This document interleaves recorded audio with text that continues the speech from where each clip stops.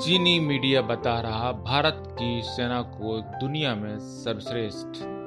चीन के military expert ने की भारतीय सेना की तारीफ। चीन की पत्रिका ने बताया भारत की सेना को दुनिया में सबसे बड़ी और अनुभवी पहाड़ी सेना। सैनिकों को दिया पर्वतारोहण का अनिवार्य प्रशिक्षण, इसलिए है फायदा।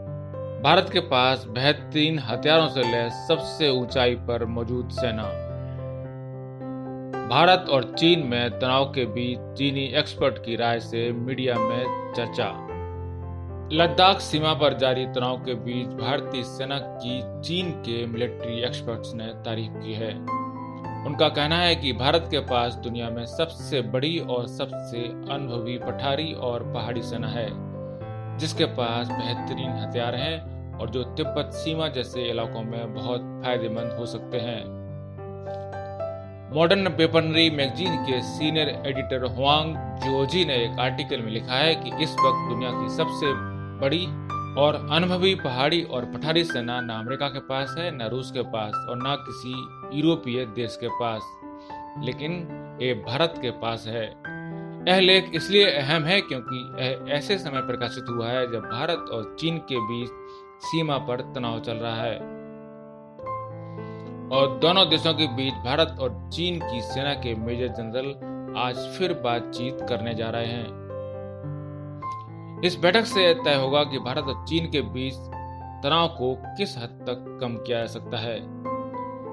इस बातचीत में ईस्टर्न लद्दाख में लाइन ऑफ एक्चुअल कंट्रोल यानी LAC पर 3 पॉइंट से चीनी सैनिकों के कुछ पीछे हटने के बाद पूरी तरह विवाद खत्म करने को लेकर फिर से बातचीत हो रही है।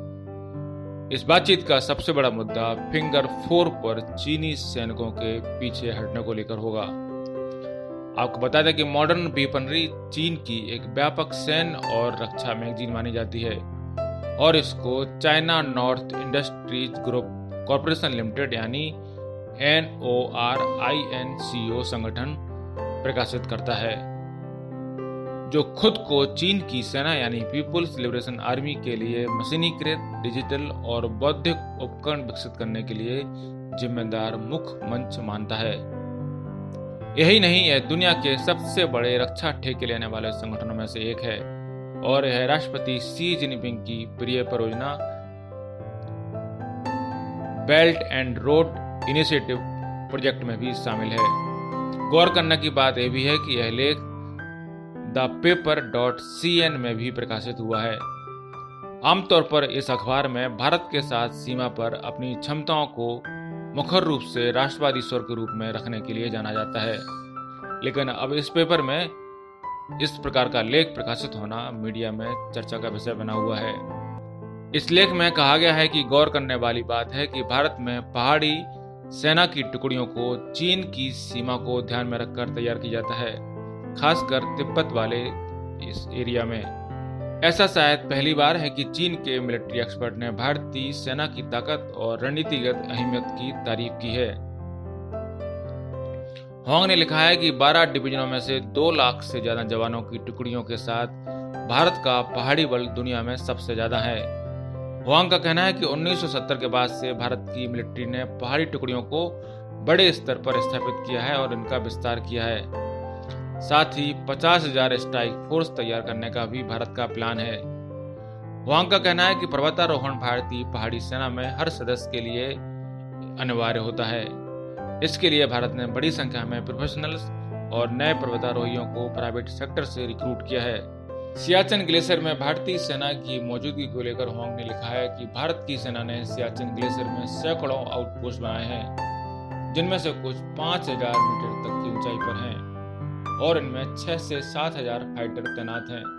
सबसे ऊंचा पोस्ट 6,749 मीटर पर बनाया गया है।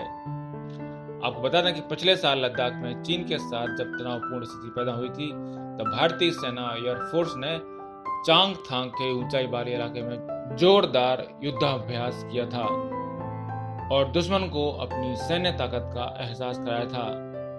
इस युद्धाभ्यास में रूस से आए सेना के अत्याधुनिक T-90 भीष्म टैंकों का भी प्रदर्शन किया गया था, जिनकी गड़गड़ाहट से लद्दाख की पहाड़ियां थर्रा उठी थीं।